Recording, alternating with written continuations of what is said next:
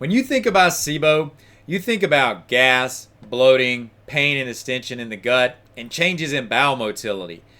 While all these are seen in nearly all SIBO cases, did you know that there is one characteristic of SIBO that almost no one talks about, but could be the biggest factor when it comes to your long-term health? This characteristic is nutrient deficiencies. If you have SIBO, you have nutrient deficiencies. They go hand in hand and are a proven consequence of having SIBO. But there are a lot of nutrients. Are you deficient in all of them? Probably not. As a result of the way SIBO affects the gut, there are categories of nutrients that you are more likely deficient in. My goal with you today is to introduce you to these deficiency categories, inform you about how they're affecting your health and your gut, and most importantly, give you some direction on how to correct them. So at the top of the list here, we're going to have B vitamins. B vitamins are by far the category of nutrients that are most often deficient when it comes to SIBO.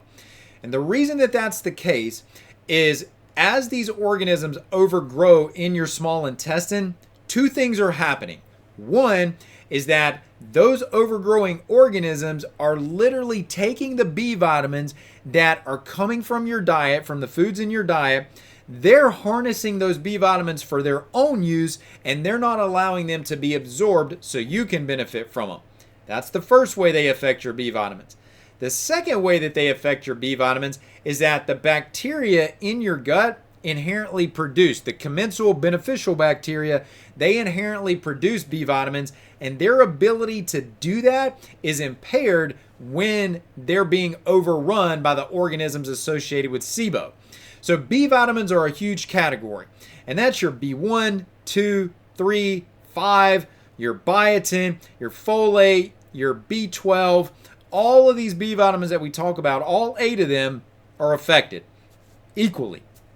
So we need to be able to think about those. Let me put it like this. If you've been dealing with fatigue as a part of your SIBO, there's no question. If you feel like that you don't have your get up and go, you're not recovering, you've got some mental fog, those are probably strong indications that your B vitamins have been impacted. And the easiest way to do this and correct this is with a multi-nutrient formulation that targets all of these B vitamins at the same time. Okay, so that's the first category. And keep in mind that B vitamins affect every single cell in your body because they're required for energy production in every single cell in your body. So if those cells can't produce energy, they can't carry out their normal inherent role. So B vitamins are important here. That's the first category. The next category we want to look at are going to be what are called our fat-soluble nutrients. That's vitamin A, vitamin D, vitamin E, vitamin K. All of these can be affected by SIBO. And the reason that that's the case is because we have disturbances in how our fats are broken down and how our fats are assimilated when we're dealing with SIBO. So if you have a vitamin A deficiency, every cell in your body is not replicating and regenerating itself like it should. You can't heal efficiently. Your vision is going to over time be affected.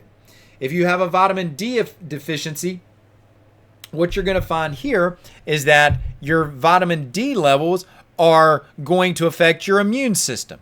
They're going to affect your cardiovascular function. They're going to affect your blood sugar. There's any number of mechanisms that are associated with vitamin D. Vitamin E is protective of the fats in the body, which we have fats that make up the outer portion of every cell. So if we don't want our cells to become susceptible to damage, we need adequate vitamin E.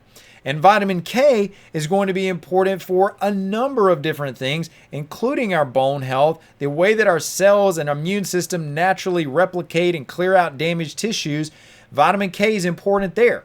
Then you look at another category, which are going to be your minerals and nutrients like iron, selenium, zinc. You know, if you look at your nails and you see white spots on your nails anywhere, that's an indication that you have a zinc deficiency. It's not the you don't have to have those to have a zinc deficiency. You can have a zinc deficiency without those, but if you have those, you definitely have a zinc deficiency and it needs to be corrected. Those are going to be some of the most common nutrients, but you can also have deficiencies in what are called macronutrients. So those are micronutrients, but you can have macronutrient deficiencies. Deficiencies in protein can be affected. Your fat can be affected. Those are the two most common.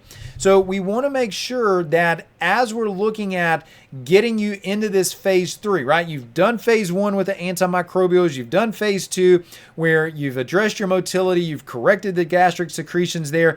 Phase 3 is going to be targeting these nutrient deficiencies and making sure that you're correcting these, because typically, I won't even say typically, you're going to, like I said earlier, you're going to have nutrient deficiencies if you have SIBO. They go hand in hand, and it takes around 6 months at least to correct these, to get these nutrients built back up in the cells in the body, to the point that when you discontinue the supplementation, they don't immediately return back to a deficiency state. So that's phase 3, guys. That gets you up to the end of the SIBO solution. Now, you'll see as a recommendation, take a look in the program. I have specific recommendations for you on how to utilize the nutrients that I recommend to replete these deficiencies that are accompanying SIBO. You'll see a document there that will help you be able to exactly know how to use those, and again, for what length of time frame. And hey, you know what? You have made it to the end. I want to congratulate you for going all the way through all 3 phases, taking SIBO seriously and acknowledging that it's not just about phase 1 and using some antimicrobials. It's about taking a comprehensive look at what allowed SIBO to manifest in the first place, setting up a strategy to deal with that overgrowth, having a secondary follow-up strategy that's going to prevent recurrence, and then lastly, here in phase 3, as we talked about, dealing with the damage that was associated with the induction of these nutrient deficiencies, getting those corrected, and not having long-term effects from when you were dealing with SIBO.